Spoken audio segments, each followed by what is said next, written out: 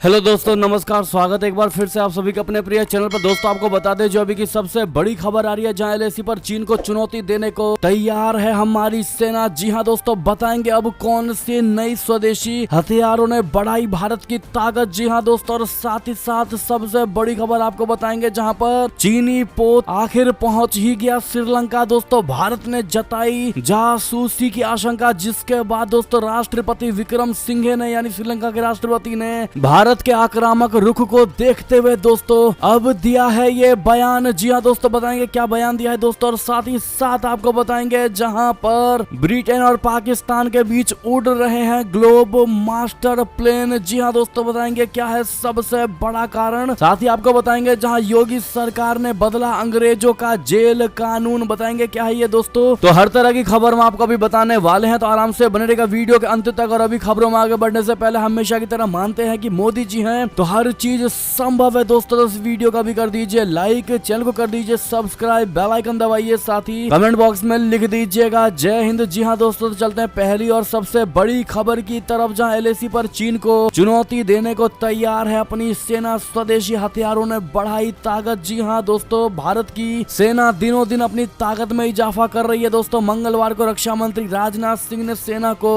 कई स्वदेशी हथियार सौंप दिए हैं दोस्तों। इनमें एंटी पर्सनल लैंड माइन, निपुण पेंगोंग तसों में ऑपरेशन के लिए landing attack craft, infantry, combat vehicle और कई अन्य दुश्मनों के छक्के छुड़ाने वाले हथियार शामिल है। जी हां दोस्तों, सेना ने लैंडिंग क्राफ्ट की क्षमता का प्रदर्शन भी किया है और इसे एलएसी के पास पेंगोंग तसों में तैनात किया गया है दोस्तों। ये बोट 35 योद्धाओं को एक साथ लेकर जा सकती है और बहुत ही कम समय में लेक के किसी भी कोने में पहुंच सकती है दोस्तों। आपको बता दें पूर्वी लद्दाख में लंबे समय से चीन और भारत के बीच तनाव कायम है दोस्तों। कई दौर की बातचीत के बाद भी अब तक कोई परमानेंट समाधान नहीं निकला है दोस्तों। ऐसे में भारत ने यहाँ बड़ी संख्या में सैनिकों और हथियारों की तैनाती कर रखी है। जी हाँ दोस्तों, ऐसे में इस तकनीकी हथियारों के लिए दोस्तों अपने भारतीय सेनाओं को ऑल द बेस्ट जरूर कह दीजिएगा आप लोग। एक और बड़ी खबर की बात करें दोस्तों, जहाँ चीनी पोत पहुंचा श्रीलंका, भारत ने जताई जासूसी की आशंका, जिसके बाद राष्ट्रपति विक्रम सिंघे ने अब कही है ये बात दोस्तों। कहा चीन को सैन्य उद्देश्यों के लिए हमवन टोटा का इस्तेमाल नहीं करने दिया जाएगा। जी हां, भारत की चिंताओं और भारत के कड़े रुख के बाद चाइना को लेकर श्रीलंका ने जवाब दिया है दोस्तों। आपको बता दें बड़ी खबर, भारत की आपत्ति के बावजूद चीनी शोध पोत युआन वांग 5 श्रीलंका के हमवन टोटा बंदरगाह पहुंच गया है दोस्तों। श्रीलंका सरकार ने उसे अपने बंदरगाह पर आने की इजाजत दे दी थी। ये पोत शोध जहाज कहलाता है, लेकिन मुख्य रूप से ये चीनी सेना के अधीन होकर जासूसी करता है दोस्तों। श्रीलंका के डेली मिरर के रिपोर्ट के अनुसार युआन वांग 5 कल सुबह हम्बन टोटा बंदरगाह पहुंच गया। चूंकि ये पोत उच्च तकनीकों से लैस है, इसलिए भारत ने इससे जासूसी की आशंका जताई थी दोस्तों। भारत सरकार ने इस उच्च तकनीकी से लैस शोध पोत को लेकर चिंता व्यक्त की थी कि जहाज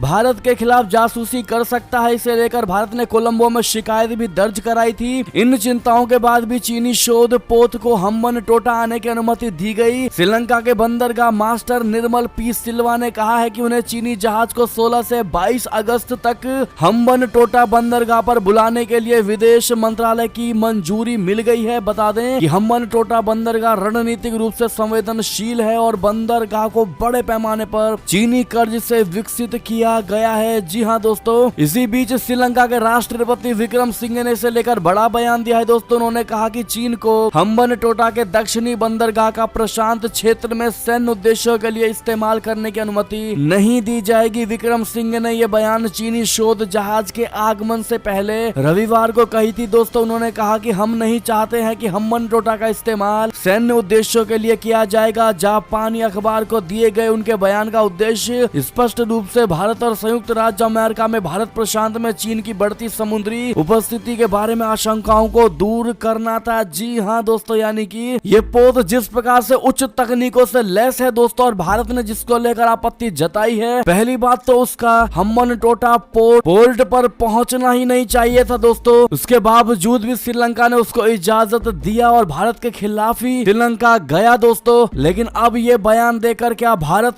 के दिल में अपने लिए प्रेम आगे जगा पाएगा श्रीलंका दोस्तों? क्या लगता है आपको कमेंट करके जरूर बताइएगा। जिसने हर मुश्किल घड़ी में श्रीलंका का साथ दिया दोस्तों, और जब बात श्रीलंका के फायदे से किया ही तो भारत का फायदा भूल गया? इस पर आपका जवाब तो बनता ही है दोस्तों, कमेंट में लिखकर जरूर बताइएगा। आप लोग चलते हैं अगली और बड़ी खबर की तरफ, जहां पर बांग्लादेश के वित्त मंत्री के इंटरव्यू पर चीन से बढ़ गया विवाद। जी हां, बांग्लादेश के वित्त मंत्री ने आगाह करते हुए कहा था कि विकासशील देश चीन की महत्वाकांक्षी परियोजना बेल्ट एंड रोड इनिशिएटिव के तहत ज्यादा कर्ज लेने से पहले 2 बार सोचेंगे। जी हां दोस्तों, उन्होंने कहा था कि वैश्विक महंगाई और धीमी वृद्धि दर के कारण कर्ज से दबे उभरते बाजार पहले से ही लाचार है। बांग्लादेश के वित्त मंत्री AHM मुस्तफा कमाल ने कहा था कि चीन को कर्जों के आकलन में ज्यादा ईमानदारी दिखानी चाहिए, क्योंकि कर्जों की खराब शर्तों के कारण कई देश मुश्किल में फंस रहे हैं। मुस्तफा कमाल ने श्रीलंका की मिसाल देते हुए कहा था कि वहां चीनी निवेश वाले इंफ्रास्ट्रक्चर प्रोजेक्ट राजस्व पैदा करने में नाकाम रहे हैं और इस वजह से वहां का आर्थिक संकट और बढ़ गया है। एक और खबर की बात करें दोस्तों, जहां पर ब्रिटेन और पाकिस्तान के बीच उड़ रहे ग्लोब मास्टर प्लेन यूक्रेन की मदद के लिए पहुंचा रहे हथियार, भड़क सकता है रशिया। जी हां दोस्तों, आपको बता दें ब्रिटेन की रॉयल एयरफोर्स इस महीने की शुरुआत से ही रोमानिया से पाकिस्तान के रावलपिंडी के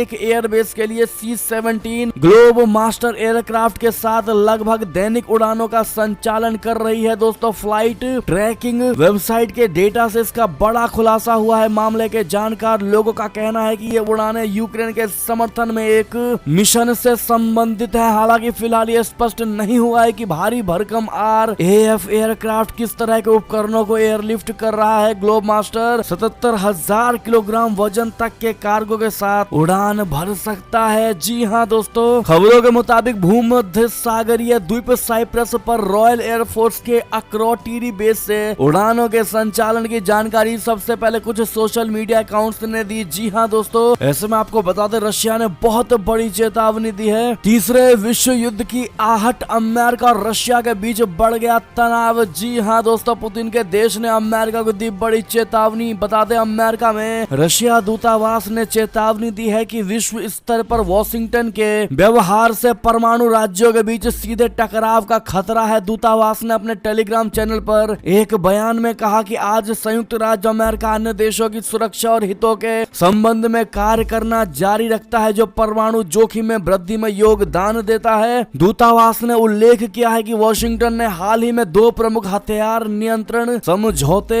1987 intermediate range nuclear force treaty, जिसने भूमि आधारित मिसाइलों के कुछ वर्गों पर प्रतिबंध लगा दिया है, और 1992 की खुली आसमान पर संधि, जिसने एक दूसरे के क्षेत्रों पर निगरानी उड़ानों की अनुमति दी है, उसको वापस ले लिया है। जी हाँ दोस्तों, दूतावास ने अमेरिका से उन देशों के खिलाफ निराधार आरोप लगाने के बजाय अपनी परमाणु नीति पर करीबी से नजर डालने का आग्रह किया, जिनके विशिष्ट अमेरिकी लोगों के साथ मेल नहीं खाते। एक और खबर की बात करें दोस्तों, जहां पाकिस्तानी बैंक में बांग्लादेश के झंडे को झाड़ू से बांध करके फहराया, जिसके बाद मचा बवाल। बता दे बांग्लादेश के सिलहट में पाकिस्तान के स्वामित्व वाले हबीब बैंक लिमिटेड में बांग्लादेश के राष्ट्रीय ध्वज का कथित तौर पर अपमान करने का मामला सामने आया है। द डेली स्टार की रिपोर्ट के मुताबिक सोमवार को बांग्लादेश के राष्ट्रीय शोक दिवस के मौके पर देश के राष्ट्रीय ध्वज को पोल के बजाय एक झाड़ू से बांधकर फहराया गया। जी हां, वहां के स्थानीय लोगों को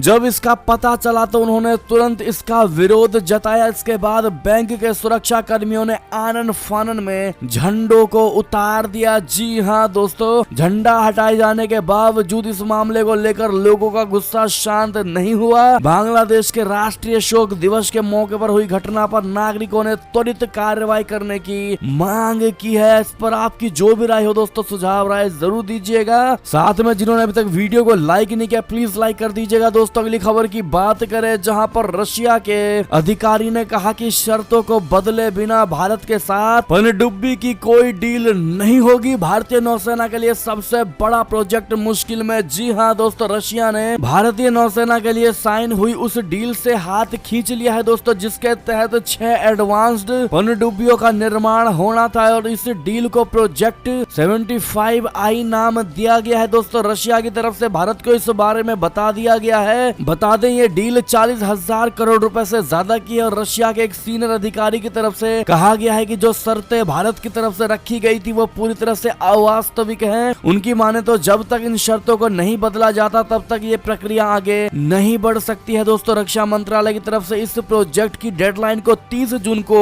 अगले 6 महीने के लिए बढ़ाया जा चुका है। अब दिसंबर महीने के अंत तक इस डेडलाइन में रशिया को फैसला लेना ही होगा। रशिया की रूबिन डिजाइन ब्यूरो के deputy director general Andre Baranov ने आर्मी 2022 एक्सपो में कहा है कि जो जरूरतें भारत की तरफ से रिक्वेस्ट फॉर प्रपोजल बोले तो RFI में रखी गई है वो बहुत ही सख्त है और इन शर्तों के बाद डिजाइनर पर बहुत ज्यादा जिम्मेदारियां आ जाती है। उनका कहना है कि डिजाइनर का निर्माण पर कोई नियंत्रण नहीं है जो कि भारत में होता है। चलते हैं और खबर की तरफ दोस्तों, जहां पर प्रधानमंत्री नरेंद्र मोदी जी की स्पीच पर फिदा हुए पाकिस्तान के अब्दुल बासित। जी हां दोस्तों, देश के प्रधानमंत्री नरेंद्र मोदी जी ने 15 अगस्त के मौके पर दिल्ली के लाल किले से जोरदार भाषण दिया जो काफी चर्चा में रहा। खास बात यह है कि प्रधानमंत्री मोदी जी के इस भाषण की पाकिस्तान में भी जमकर तारीफ की जा रही है। दोस्तों पाकिस्तान के अब पूर्व राजनयिक और भारत में पाकिस्तान के उच्चायुक्त रहे अब्दुल बासित एक वीडियो में प्रधानमंत्री मोदी जी के लाल किले पर दिए गए भाषण की तारीफ करते नजर आ रहे हैं। जी हां दोस्तों, पूर्व राजनयिक अब्दुल बासित ने प्रधानमंत्री मोदी जी के भाषण की तारीफ करते हुए कहा कि 15 अगस्त के मौके पर भारत में आजादी दिवस बड़ी धूमधाम से मनाया गया। उन्होंने आगे कहा कि भारतीय प्रधानमंत्री नरेंद्र मोदी जी एक अच्छे वक्ता हैं और राजनीतिक रैलियों में उनके भाषण हमेशा जानदार होते हैं। पूर्व राजनयिक अब्दुल बासित ने आगे कहा कि प्रधानमंत्री नरेंद्र मोदी जी अपने भाषणों में एक प्रभाव के साथ जनता को अपनी ओर आकर्षित करते हैं। जी हां, अब्दुल बासित ने कहा कि भारत के प्रधानमंत्री नरेंद्र मोदी जी ने इस भाषण में भी हमेशा की तरह देश के लोगों के लिए नई बातें की हैं और कहा कि अगले 25 सालों में भारत को डेवलपिंग से डेवलप्ड देश बनाना है। प्रधानमंत्री मोदी जी ने भ्रष्टाचार और महिला सशक्तिकरण की भी बात कही है। जी हां दोस्तों, ऐसे में पाकिस्तान भी पीएम मोदी जी के बातों का कायल होता नजर आ रहा है। दोस्तों ऐसे में अगर आप भी मानते हैं अपने प्रधानमंत्री दोस्तों है ही तारीफों के काबिल तो मोदी है तो मुमकिन है कहना मत भूलेगा। चलते हैं अगली खबर की तरफ, जहां पर बहुत बड़ी और बहुत बुरी खबर दोस्तों, जहां पर कल सुबह 9:40 बजे मौत की दस्तक, खून से लथपथ पड़े थे 37 जवान। जी हां, जिसमें 7 की गई जान। दरअसल अमरनाथ यात्रा की ड्यूटी से लौट रहे भारत तिब्बत सीमा पुलिस यानी ITBP जवानों से भरी बस पहलगाम से 6 किलोमीटर पहले गहरी खाई में गिर जाने से 7 जवानों की मौत हो गई। 30 से अधिक जवान घायल हैं, जिनमें से 9 की हालत गंभीर बताई जा रही है। दोस्तों घायलों को एयरलिफ्ट करके अस्पताल पहुंचाया गया है। दोस्तों पुलिस ने बताया कि जम्मू कश्मीर पुलिस की बस से जवान चंदनबाड़ी से पहलगाम लौट रहे थे। बस में ITBP के 37 पुलिस के 2 जवान और 2 बस स्टाफ थे। पहलगाम से 6 किलोमीटर पहले सुबह 9:40 बजे बस असंतुलित होकर गहरी खाई में जा गिरी, जिसमें सभी घायल हो गए। घटना की सूचना मिलते ही ITBP की टीम सुरक्षा बलों के जवान तत्काल मौके पर पहुंचे और बचाव कार्य शुरू किया। इस दौरान मौके पर ही 7 जवानों की मौत हो गई। अन्य घायलों को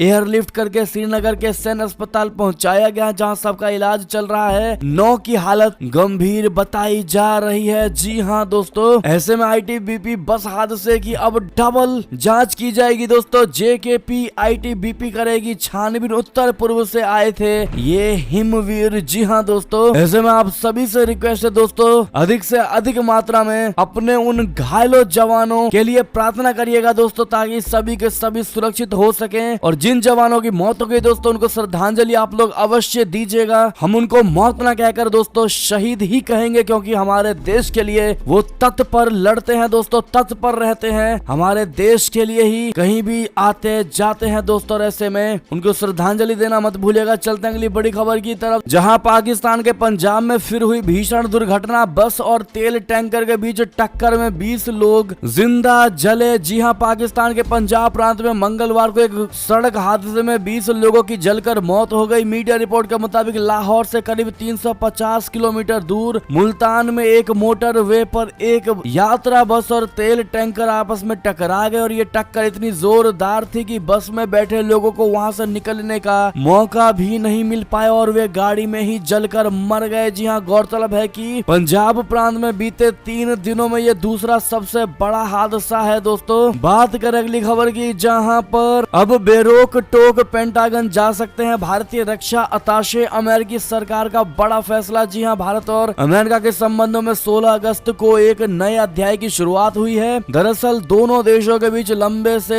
समय से महत्वपूर्ण रणनीतिक संबंध विकसित हुए हैं। इसी को आगे बढ़ाते हुए अमेरिका ने अब भारतीय रक्षा अताशे को बिना किसी रोक टोक अनएस्कॉर्ट के पेंटागन जाने की इजाजत दे दी है। अमेरिका के रक्षा मंत्रालय के एक शीर्ष अधिकारी ने ये जानकारी दी है दोस्तों। उन्होंने कहा कि भारतीय रक्षा अताशे अब बिना किसी रोक टोक के पेंटागन जा सकते हैं। जी हाँ दोस्तों, ऐसे में आप सभी के मन में सवाल होगा कि अताशे क्या होता है दोस्तों। रक्षा अताशे हम आपको बताते, रक्षा अताशे आमतौर पर राजनयिक मिशन से संबंध एक सैन्य विशेषज्ञ होता है दोस्तों। ये दोनों देशों के बीच रक्षा सौदों और रक्षा संबंधों को बढ़ाने को लेकर काम करता है। अमेरिकी वायुसेना ने सेक्रेटरी फ्रैंक केंडाल ने अमेरिका में भारत के राजदूत तरणजीत सिंह संधू की ओर से स्वतंत्रता दिवस के अवसर पर सोमवार को इंडिया हाउस में आयोजित भोज के दौरान इसका ऐलान किया। एक और खबर की बात करें दोस्तों, जहां पर अमेरिकी नेताओं के दौरे से बौखलाया ड्रैगन ताइवान के 7 अधिकारियों पर लगाया प्रतिबंध। जी हाँ दोस्तों, इस ताइवान मुद्दे पर चीन और अमेरिका के बीच तनाव कम नहीं हो रहा है। अमेरिकी संसद के निचले सदन की स्पीकर नैन्सी पेलोसी के बाद अमेरिकी कांग्रेस के एक और प्रतिनिधिमंडल ने ताइवान की यात्रा की। ताइवान में अमेरिकी नेताओं की यात्रा से चीन चिंतित में है और इसी बीच चीन ने ताइवान के 7 शीर्ष अधिकारियों के खिलाफ कार्रवाई कर दी है। चीन ने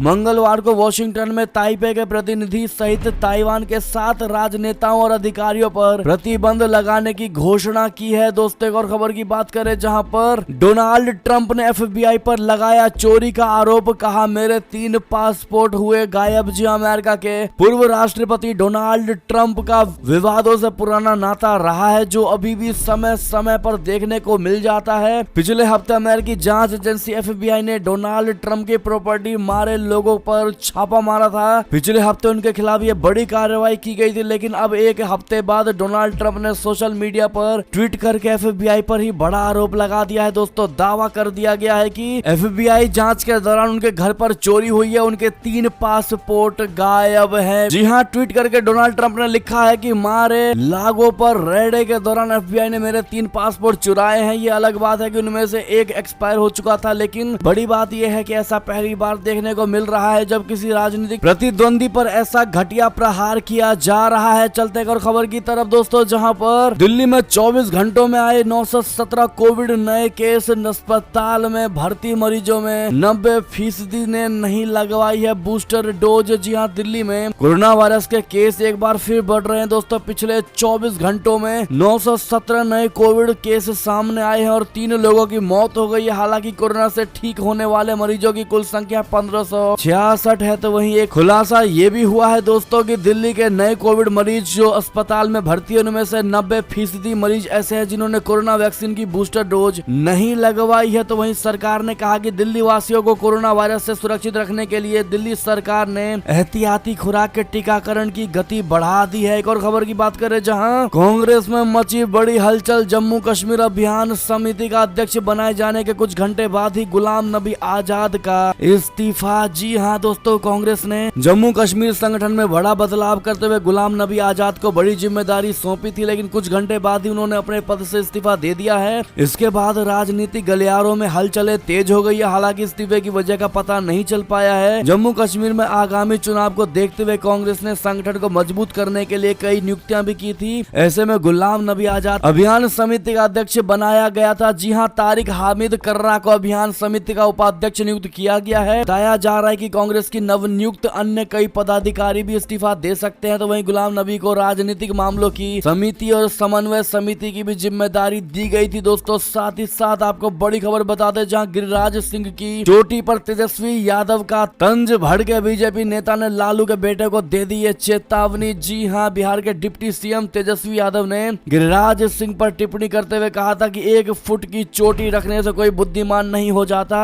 अब इस पर गिरिराज सिंह ने तीखी प्रतिक्रिया दी और उन्हें चुनौती दी है दोस्तों। गिरिराज सिंह ने मीडिया से बात करते हुए कहा है कि आप यानी तेजस्वी युवराज है, मैं एक किसान का बेटा हूँ। चोटी और टीका भारत की संस्कृति है, इसका अनादर ना करें। आप दूसरे धर्म के लोगों की दाढ़ी और टोपी पर कुछ नहीं कह सकते। आप ऐसा नहीं कर सकते, वरना आपको इसके परिणाम भुगतने होंगे। गिरिराज सिंह ने कहा कि उन्हें यानी तेजस्वी भारत की संस्कृति का अपमान करने का कोई अधिकार नहीं है। जी हाँ दोस्तों, इतना ही नहीं, गिरिराज सिंह ने कहा कि चाचा भतीजे के बीच झूठे वादों की होड़ चल रही है। उन्होंने कहा कि भतीजे ने 10 लाख नौकरी देने का वादा किया था और अब चाचा ने आगे बढ़कर 20 लाख की बात की है। इतना ही नहीं, गिरिराज सिंह ने कहा कि नीतीश कुमार ने दल बदलने का रिकॉर्ड भी बनाया है। ऐसे में क्या आप भी गिरिराज सिंह की इन बातों का समर्थन करेंगे? दोस्तों कमेंट में बताइएगा जरूर। एक और खबर की बात करें जहां पर योगी सरकार का बहुत बड़ा फैसला, सिंगापुर की तर्ज पर लखनऊ में बनेगी देश की पहली नाइट सफारी। जी हां, मुख्यमंत्री योगी आदित्यनाथ जी ने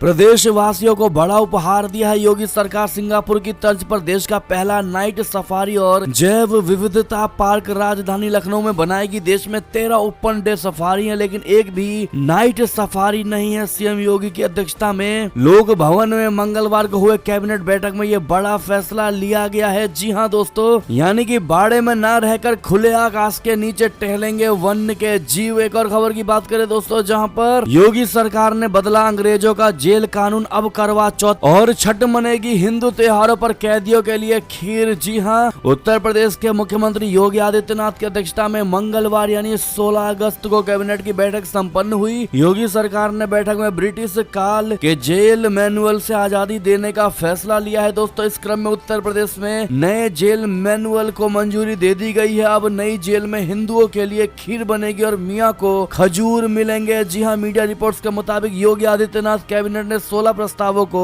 हरी झंडी दे दी है। इससे अंग्रेजों के जमाने से जेल मैनुअल को लेकर चले आ रहे कानूनों में बदलाव किया जाएगा। दोस्तों अगली खबर की बात करें जहां LIC की सुपरहिट स्कीम में एक बार जमा करे पैसा जीवन भर पाए 50,000 रूपए पेंशन। जी हाँ दोस्तों, अब तक आपने 60 साल या उससे अधिक में पेंशन मिलते सुना या देखा होगा, लेकिन अब आपको पेंशन के लिए इतना लंबा इंतजार नहीं करना होगा। जीवन बीमा निगम यानी LIC ने एक शानदार प्लान लॉन्च किया है। इसके तहत एक मुफ्त रकम जमा करने पर आपको महज 40 साल की उम्र में भी पेंशन मिलनी शुरू हो जाती है। जी हाँ दोस्तों, आप सभी को बता दें LIC की इस स्कीम का नाम सरल पेंशन योजना है। ये एक सिंगल प्रीमियम पेंशन प्लान है जिसमें पॉलिसी लेते समय एक ही बार प्रीमियम देना होता है। इसके बाद पूरी जिंदगी आपको पेंशन मिलती रहती है। जी हाँ दोस्तों, बाकी सारी जानकारी हमने स्क्रीन पर दे दी है। दोस्तों आप देख ही पा रहे होंगे। और इसी बीच ये थी अब तक की सारी बड़ी खबरें। दोस्तों आपको हमारी खबर कैसी लगी? आशा करता हूँ बहुत अच्छी लगी होगी। अगर थोड़ी भी अच्छी लगी है दोस्तों तो इस वीडियो को भी कर दीजिए लाइक, चैनल को कर दीजिए सब्सक्राइब, बेल आइकन दबाइए, साथ ही कमेंट बॉक्स में लिख दीजिएगा जय हिंद जय भारत। दोस्तों मिलते हैं आप अगली बड़ी खबर में, तब तक के लिए अपना ख्याल रखिएगा। आप सभी का बहुत बहुत धन्यवाद साथ देने के लिए, साथ बने रहने के लिए। जय हिंद जय भारत, जय श्री राम, वंदे मातरम, हर हर महादेव।